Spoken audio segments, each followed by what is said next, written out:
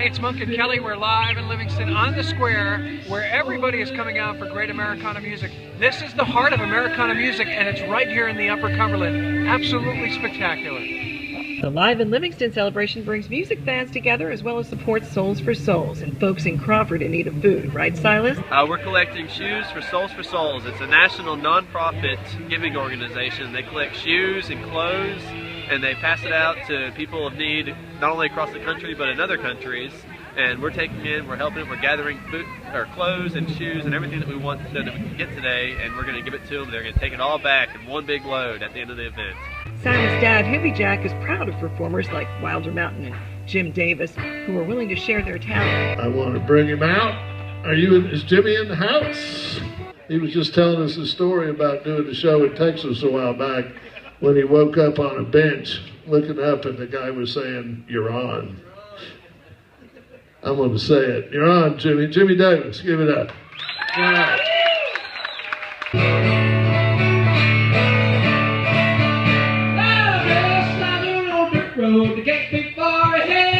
Hippie Jack also has a special performance by Daryl Scott. Great Daryl Scott. Yeah. One of the finest songwriters in the country today, one of the greatest performers alive, and Overton County resident. Yeah, see, now that one, I was going to ask you that. I heard that he might be a neighbor of yours. He lives right on the farm next door. As a matter of fact, we're having a nice dinner tonight, a little after-party dinner. I heard y'all were coming. Oh, sure, why not? Yeah. Well, I can think of a few reasons why not. We talked to Mayor Curtis Hayes about Live in Livingston. We're trying to get the word out that Livingston is now the home of Americana music, and Hippie Jack is the face of that, and we're fine with that. Yeah, and he's got a good face. Yeah, he's good.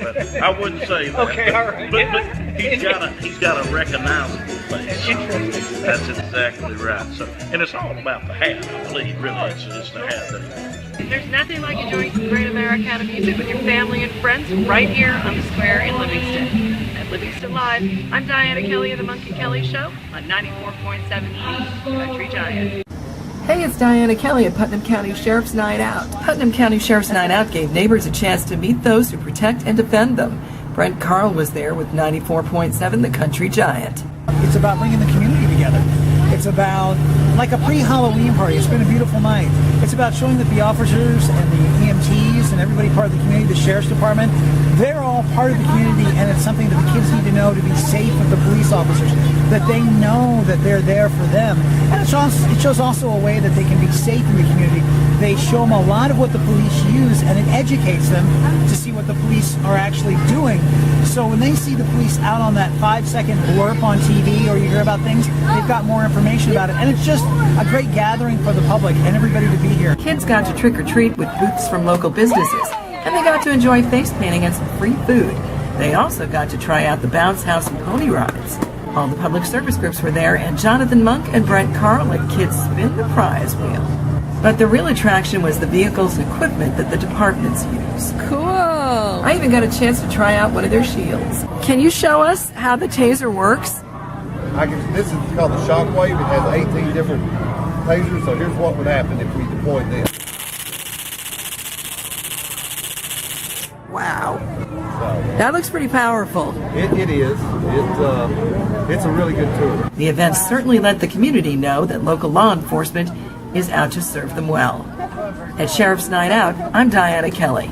Cookeville High School gave area veterans quite a salute with their Veterans Day program.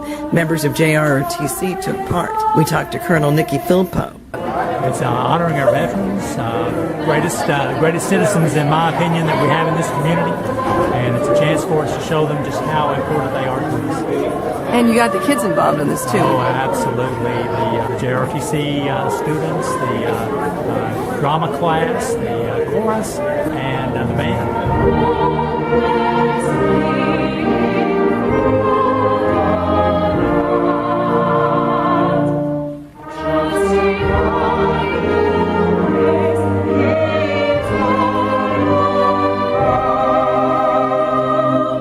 Veterans archivist Glenn Jones gave the address. Over the years, the holiday has changed with the times. Originally, it was a call for peace, world peace. Today, Veterans Day is a holiday set aside to honor all American veterans who served in the war and those who served their nation in peace. The Cookeville High School Chorus and Band were also part of the celebration. Let freedom ring, awakening, the pride in every American, standing tall with one and all, our hearts united in the stirring strength. Oh, say, can you see the flag still waves in majesty? And the drama department joined in with the band for a special dedication to World War II vets. Tennessee Tech music professor and composer Dr. Greg Danner was inspired by Tom Brokaw's eloquent testimony of the World War II generation and set to music the reading of 4 soldiers' letters that highlight the emotion of those difficult times and the victorious struggle to persevere our freedom.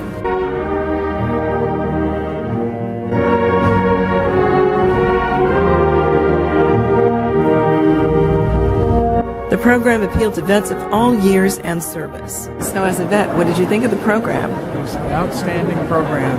The kids did a great job, and of course the veterans really enjoyed it, and so did I. Thanks to all of you for coming to be our guests tonight and helping us to honor America's veterans. After the program, there was a reception for the vets and their families. At Cookeville High School, I'm Diana Kelly. Hey, it's Diana Kelly checking out the Pet Adoption Marathon at Tractor Supply. You got a new friend there. I do have a new friend. It's Jonathan Monk of the Monk and Kelly Show on 94.7 The Country Giant. You want someone to adopt it? I tried to get the Adopt Me. Many animal lovers and animal groups were on hand encouraging pet adoption. Christy Meyer works with many of the animals that visit Tractor Supply. And you teach classes here, Christy, at Tractor Supply? I do. I run the training pet programs at Thunderhawk Canine, and we do basic obedience classes, puppy socialization and kindergarten classes, as well as a canine good citizen therapy dog intermediate obedience class. What's the trick to getting your dog to obey? Finding something that they really, really want and teaching them that they have to work for it versus it just be given for free. Does that work with kids too? I would like to say I know the answer to that question, but we always say we can't do kids and we can't train men. Cheryl Vick is from Open Heart Animal Rescue. What do you guys do? We rescue primarily animals on death row from a lot of the kill facilities, rehome them in beautiful forever homes. A lot of them do have behavioral issues. We work with them and we temperament test them. A lot of them are abused, neglected. We get them well and find them fabulous homes. Ariel from ARF was introducing some furry friends. We rescue dogs and cats in the Upper Cumberland region from shelters or situations where they're in danger. And we foster them in our homes, and then we bring them out to find new homes, hopefully. This is a treeing walker coonhound named Zoe. She's the big girl with the red bandana on. And then the little brown dog is Bibi. We think she might be a pug mix. Kathy Gates of the Humane Society says they're trying to accomplish 2 goals. We're offering rabies vaccines for the dogs or cats, whatever that need it, and also we're trying to provide information about spaying and neutering and what we offer at the front end. Angie, the manager over at Tractor Supply, told us they're hoping the Pet Adoption Marathon will get more of these wonderful animals forever homes. At Tractor Supply and the Pet Adoption Marathon, I'm Diana Kelly. Hey, it's Monk and Kelly from 94.7 The Country Giant at the Sergeant Tucker Murray Memorial Ride. And they're raising scholarship money for Clay County students. I received a Tucker Murray scholarship when I was a senior in 2008. That's great. Yes, ma'am. And where'd you go to school? Clay County High School. Sherry Pruitt's one of the folks that's been working diligently on the ride, which is at Dale Hollow Park. Sergeant First Class Murray, he died 2 years ago, so we started last year and added his name to it. Sergeant Tucker's been going on for 7 years now, and it's all to fund scholarships for our seniors. All the money goes back into the seniors at the high school. They write an essay.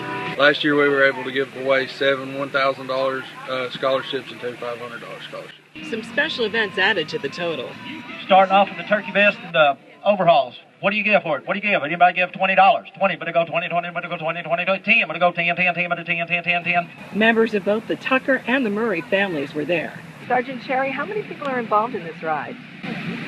Last year we had right at 100 riders, and this year we're expecting 150. We've had riders come as far as Indiana to come and participate in this ride. And Jerry Asbury brought a special treat for a special rider. I've got Wes's helmet. It's his CVC helmet, his Combat Vehicle Crewman's helmet. Everyone that knew Wes knew that he likes to draw everywhere on anything. And on his trip up from Kuwait to Iraq, on his helmet, he had drawn some stuff. I guess that he felt that made him feel better at the time. I've had that actual helmet ever since his sacrifice, and I've waited until today to present that helmet to his daughter, Cameron. I got a big head. It's Monk and Kelly at the Sergeant Tucker Murray Memorial Ride.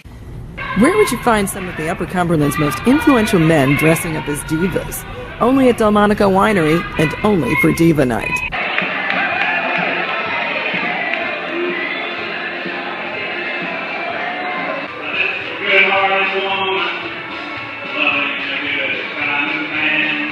Jonathan Monk of 94.7 The Country Giant became the devastating Marina Corpse.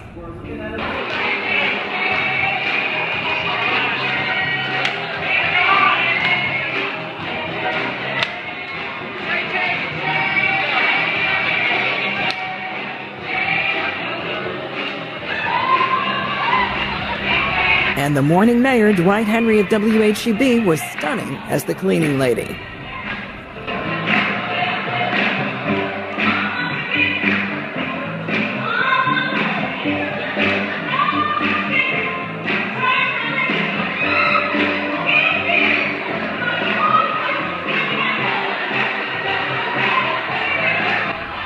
John Lytle was ravishing as the winner of the Diva Crown, presented by Dean Hudson of Celebrations magazine. So why are you doing Diva Night? It's all for the charities, for Stevens Center, for CASA, and for Souls for Souls. And these guys came together in a good nature and a good spirit and had a great time at Diva Night. And we appreciated all the donations that we received for these three excellent charities. At Delmonico Winery for Diva Night, I'm Diana Kelly. At the American Diabetes Association Walk, it's Monk and Kelly, my partner Diana Kelly, ready to jump in the jump house. Oh, well, not exactly, but there are a lot of kids that are having a great time here at the walk, not just walking, but playing in the bounce house and getting to know some of their fellow walkers. Greg Leslie is with us. Greg is with the American Diabetes Walk, and it's going on here at TTU in Cookeville. This is a great event for folks. It is. There's 26 million Americans that have diabetes, and this is an incredible number. There's another 79 million that have pre-diabetes, otherwise they test high on their blood sugar. These numbers continue to grow. We are doing everything we can with research and also in advocacy for our folks that have diabetes, trying to improve their lives. And the research has brought out new technology, things that we didn't even see 10 years ago, makes the management of this disease not as nearly as difficult as it used to be. But you need money for the research. We do. Everything we do is about our funds that we raise from our walkers and corporate sponsors and everything that we have involved. So the funds are, we're just so appreciative of them. We would not be able to do this without that and our key volunteers. Dan Fenland's chairman of the event, which had over 182 walkers, which is a pretty good turnout. I'm proud to do it, and it's a good event. What would you like to see the event accomplish?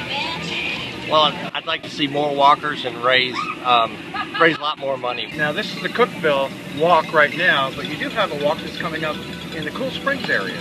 Well, actually in the Nashville area, we'll have our walk in Nashville at Centennial Park on November the 9th. And then, of course, we also have a bicycle ride, the Tour de Cure, which takes place in Cool Springs next May the 17th. So we'd love to have everybody at each of these events. The more we can get out and the more we can help raise funds for awareness and to find a cure, one day we'll be able to say we have found a cure. Absolutely, we hope for that. The American Diabetes Association and Greg Leslie with us here on Channel 7.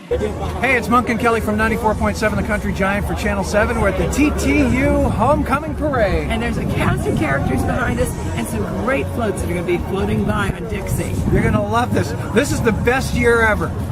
There were all kinds of creative floats, from the smallest to the largest, even some with moving parts. So how did you get it to move like that? There's a little lever inside, kind of like a jack, and it just like you press down and it lifts up.